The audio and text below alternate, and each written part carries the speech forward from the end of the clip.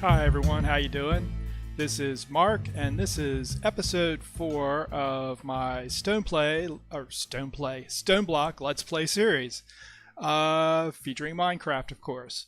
I've done a bit of work since the last episode, and I'm going to show you what I've done so far real quick before we dive into some minor upgrades that I want to get done today, and then a bigger project that I also want to finish. So I've gone ahead and made a chisel. A chisel is from the Chisel mod, and chisel lets you change the appearance of existing blocks. Everything you see here now with all these patterns and borders is a standard stone block that's been chiseled. So I've been experimenting with a couple different looks. I've added some trim around the base, and I'm not sure where I'm going with everything yet, but I am going to use this sort of seared pavers. Those are the seared stone blocks that we made for the smeltery as a border for the rooms. And then this is a stone bricks, and I've sort of thrown in some random cracked bricks and mossy bricks to give it a little texture and make it look a little worn. And then I've used spruce and a few chiseled stones to start working on a wall treatment.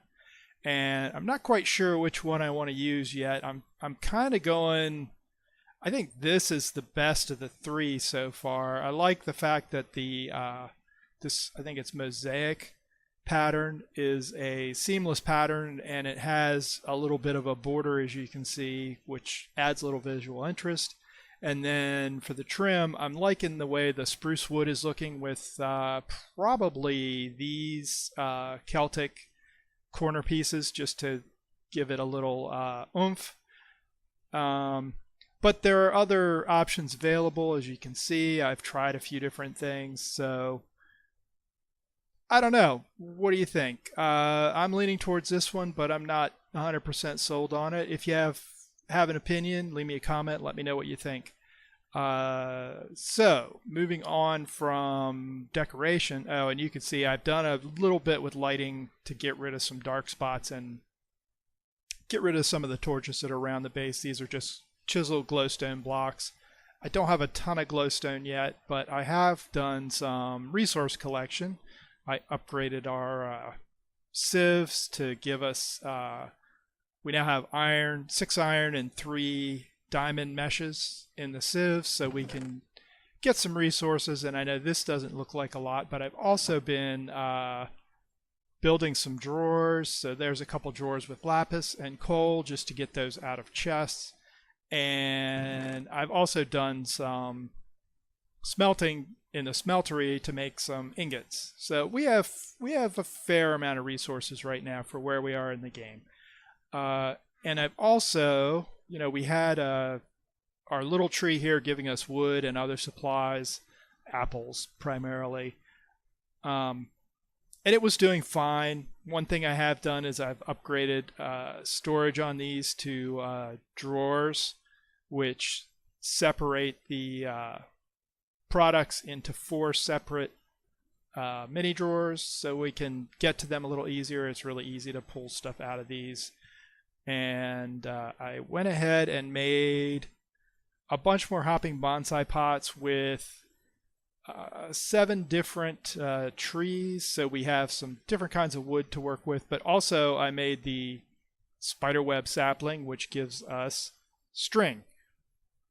That way we don't have to deal with silkworms anymore. So we have plenty of apples for food, and we have string supplies and a bunch of different kinds of wood that we can work with for building.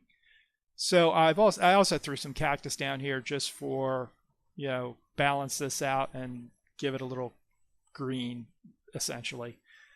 What else have I done? I did tweak this layout a little bit. I don't really need access to this lava tank, but I left it open just so it looked, symmetrical. I do want access to the smeltery drain here because occasionally it's useful to put liquids into the smeltery, which we're going to do today actually. And Oh, I threw together a quick dirt composter.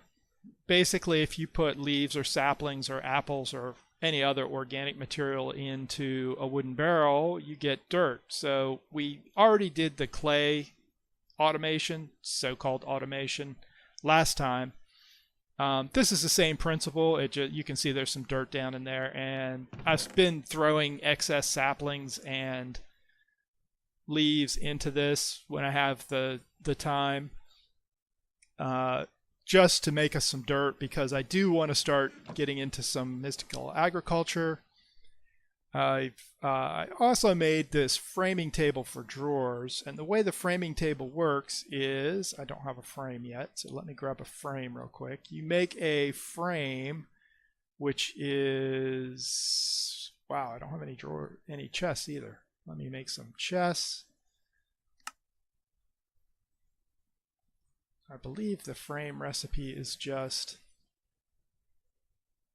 6 sticks, and this is just going to give us a standard 1-slat frame. So you stick the frame in the framing table, and then you can put different surfaces on the resulting chest. So this is sort of the design I came up with. It gives us sort of a nice, neat edge with some fancy side panels, and then it uses this seared brick. I think that's the seared brick paver. No, it's just a seared stone for the front panel. So it just looks a little fancier than the plain drawers. You can see that I've put them everywhere, that I have drawers now. I think I put them everywhere. Yep, I have them everywhere now. They work just the same as the regular drawers. You can see I put some void upgrades on these, which basically means that they're not going to overflow or get backed up if they fill up. We're not filling any of these yet, I don't think, but they will. They will fill up slowly. Particularly the sticks. We get a lot of sticks out of the trees, and they're fairly useless. The disadvantage of the frame drawers is the fact that the chest transporters, which usually chest transporters from the chest transporter mod, which are really simple to make, let you pick up storage units. They work on normal chests, but they don't, or the normal drawers, but they don't work on these frame drawers, which is a bit of a bummer. So you can pick up a chest and plop it down wherever you want. It does give you a debuff, so you can see we're moving really very slowly. And the wooden ones don't last very long at all. Anyhow, I still need to figure out if I want to deal with that hassle. It's nice to be able to move chests around with the chest transporters quickly, just to rearrange things. But I think packing tape will still work on these frame chests, which is a storage drawers mod item that lets you move chests or move drawers. So now I'm at the point where a couple more things. We did build a mob farm last time. It's a really simple one. It's just a dark room with some easy access that I can use to kill mobs, which I've been doing as I've been sifting and making gravel and stuff like that. It's a bit of a slow process, but we have gotten some materials. I killed a few Endermen too. And if I pick up all this stuff, that's going to give us a quest, and we may as well look through our quest rewards and see what we've gotten. So we got the mob farm complete. I can go ahead and claim that. I have also made the diamond meshes, which I showed you before.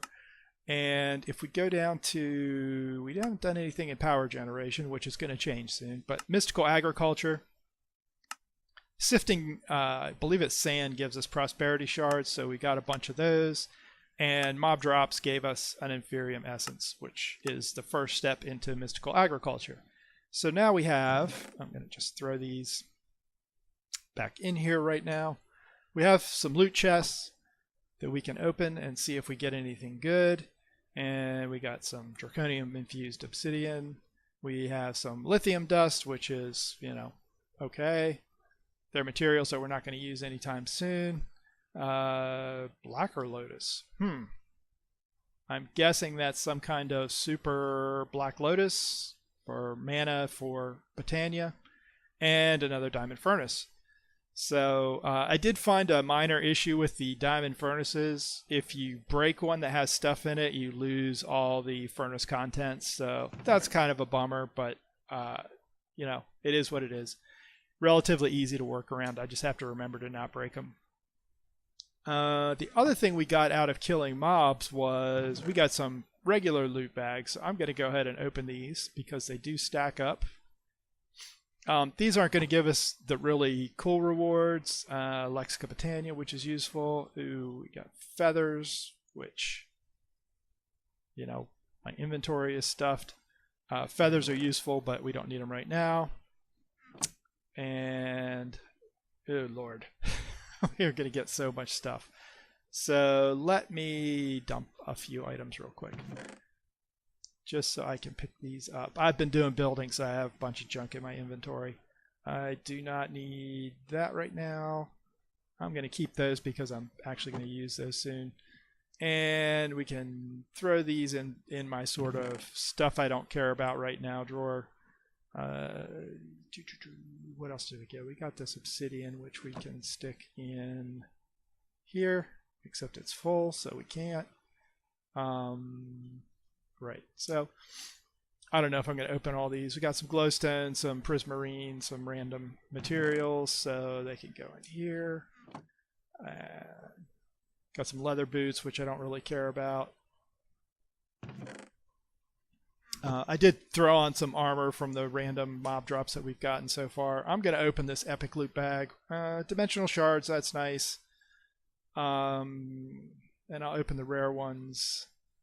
The common loot bags and these lower level loot bags don't really give us a whole lot of stuff. There's some better armor. And, oh, we got a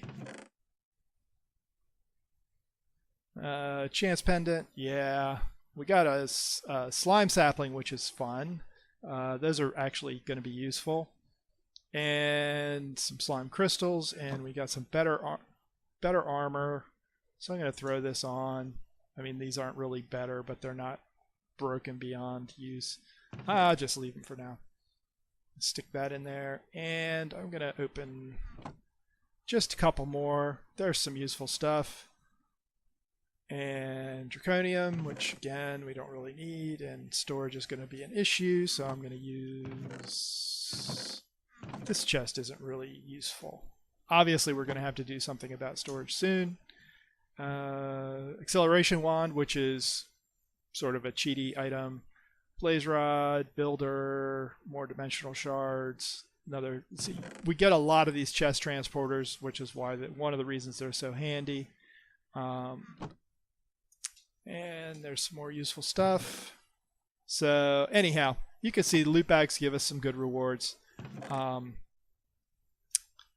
So I am going to stick the rest of those away for now. They're all common, and I want to automate loot bag opening, so we're not standing here doing it live. It's relatively easy to automate. We have loot bag openers and loot bag storage that makes that part really simple. I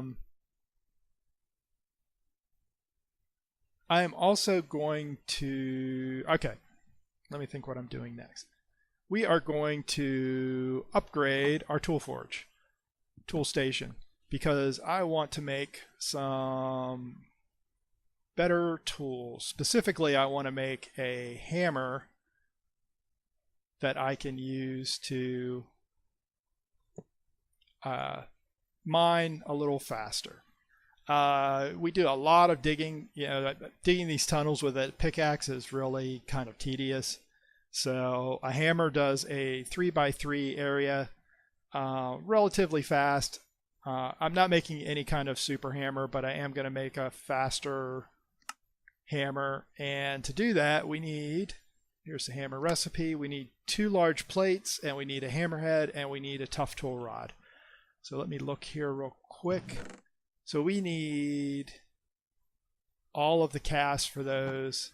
So we go to our stencil table. I already made all the stencils we need. So if we go to the part builder, And I pick up some cobblestone, throw it in the part builder. I'm sure you remember how to do these. We make the stone parts and then use gold to cast the cast that we need. To create the cast we need, we should have plenty of gold. We need 2 gold per cast, and we're making 3 casts, so we just do this. That's going to take a minute. I've kind of figured out what I'm going to do as far as parts. One part is I'm going to make both the plates out of bronze ingots. Bronze has pretty good durability, and it has the dense feature, which gives us a as your tool wears out, it doesn't as your tool wears out, it doesn't break as fast, so it basically slows down the tool breakage. I didn't really need to make this because I'm going to just make a wooden handle for now, but we'll eventually need it. So there's the tool rod, there's the hammerhead, and there is the large plate cast. So I'm going to go ahead and cast these 2 large plates. I don't actually need the head either. That was kind of silly of me, because I'm going to make the hammer head out of firewood, which gives us auto smelting. So all this stone that we're breaking is going to auto smelt into smooth stone, which we're actually using for quite a bit of building, and I don't want to run out. We have cobble gen, so we don't really care about cobblestone. And these are actually pretty fast to pour. They harden pretty quickly.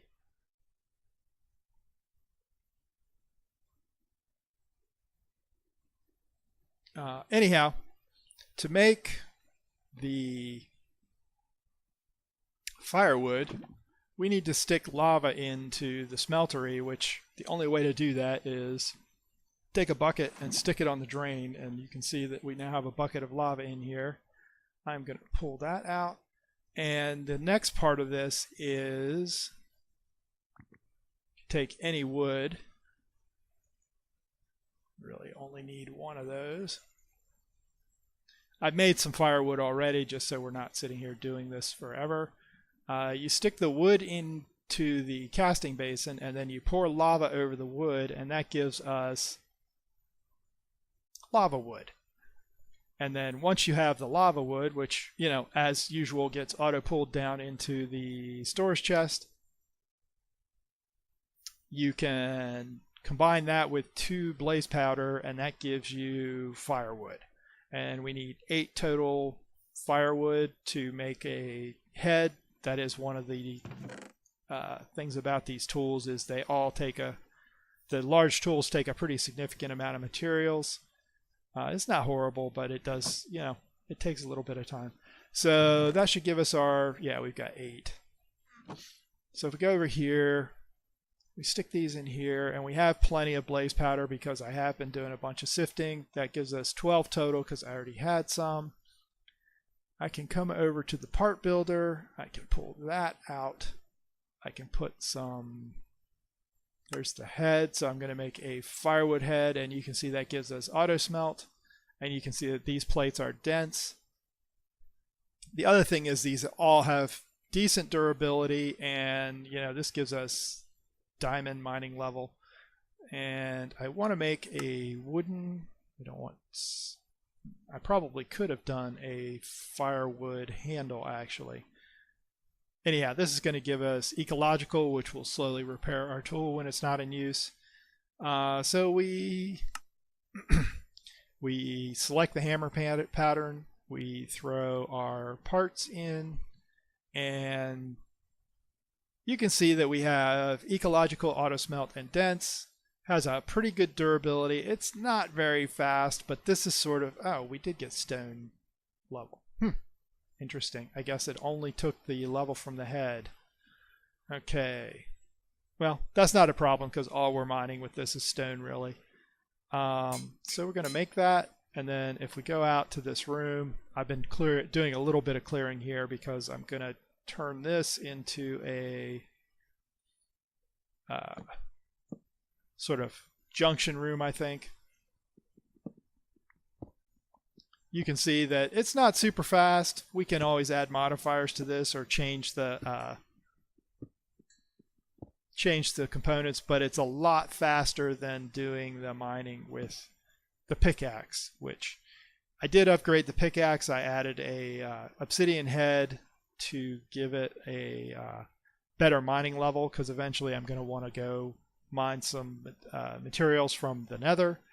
And I also added I think I used energetic alloy to make a new binding, which gives us the Petra armor, which auto repairs when you break stone, and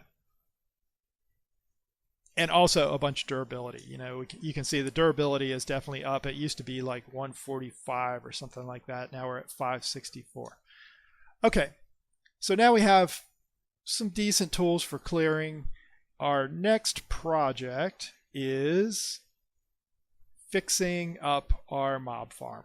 I'm really tired of running down here every time I see a mob pop up and doing, figuring out where it is and killing it and gathering the resources that it drops and then bring them down here and dumping them in the chest. So I'm going to automate all of this.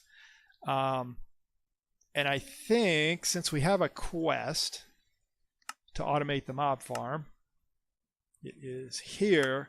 I am going to go ahead and make all of these components. The fans basically push mobs up to 10 blocks, I think, in a sort of narrow path.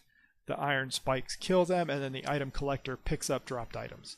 I'm going to go ahead and make all these, but I'm not necessarily going to use them all because there are some better ways to do some of these things, and ways that have some side benefits that I want to take advantage of. So I'm going to go away and use my new hammer to do some digging and clear out a space where we can put the new mob farm. I may go ahead and just make those parts. None of those mob farm things are particularly hard, and we have a ton of iron, which is what most of them take. If we look at iron spikes, I mean, the iron spikes are just a whole bunch of iron. The fans are just a bunch of iron with some stone, and the last one is the item collector. The basic item collector is also, it's really basic crafting. So I'll just go ahead and make those probably. But anyhow, you can see there's a zombie out there. So we go running out here and figure out where it's standing in this dark room. There it is. And we kill it. And then whatever we picked up ends up in this chest because we put it there. Which is just, it's a waste of time. So anyhow, I'm going to go away. I will be back when I have some extra stuff put together. Hey everyone, we are back. And I have done some digging around here to make a mob farm. These probably look a little odd. My plan is to do several separate little sort of smaller mob farms that I can turn on and off at will.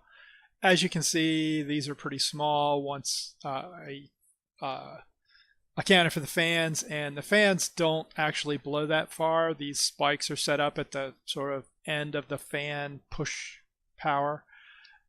So it's 3 high, 3 wide, so any mob can spawn in here.